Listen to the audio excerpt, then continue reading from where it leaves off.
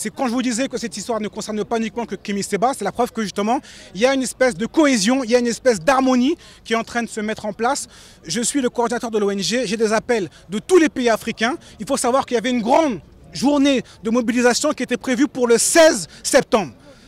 Partout où se trouvent les afrodescendants, ils étaient appelés à se mobiliser, à protester, à manifester leur colère, leur rejet du franc CFA. On a écouté les déclarations récentes du président Ouattara avec Macron qui expliquait que le franc CFA était une bonne monnaie et qu'il fallait même l'étendre aux pays de la zone anglophone tels que le Ghana et le Nigeria. C'est un total mépris de la souffrance de millions d'Africains. Le franc CFA est responsable, c'est un élément, c'est pas l'élément, mais c'est un élément qui est responsable du sous-développement de l'Afrique.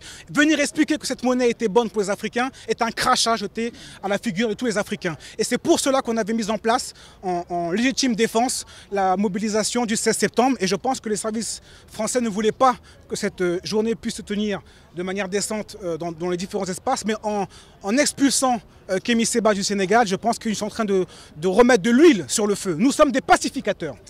Nous souhaitons juste qu'il y ait la possibilité pour les masses africaines d'avoir voix au chapitre, de s'exprimer. On ne veut plus que nos politiques prennent des décisions d'en haut, entre eux, et les imposent aux masses. Personne au niveau des peuples africains n'a signé pour le franc CFA. Il n'y a aucun pays africain qui a, à la suite d'un référendum, accepté cette monnaie. Cette monnaie nous a été imposée à l'époque de la colonisation. Aujourd'hui, au XXIe siècle, elle continue à perdurer. Ce n'est plus acceptable. Donc, le 16 septembre, c'était l'occasion pour tous les afro-descendants, puisqu'on ne les écoute pas, puisqu'on ne prend pas en compte leurs aspirations, c'était l'occasion pour eux d'expliquer clairement qu'ils ne veulent plus de cette monnaie, que nous ne sommes plus des petits enfants qu'on doit prendre par la main, que nous sommes une grande nation, que nous sommes un grand peuple et que nous pouvons être capables de gérer nous-mêmes nos économies, nos politiques, nos armées sans avoir l'aide ou le besoin de pompiers pyromanes.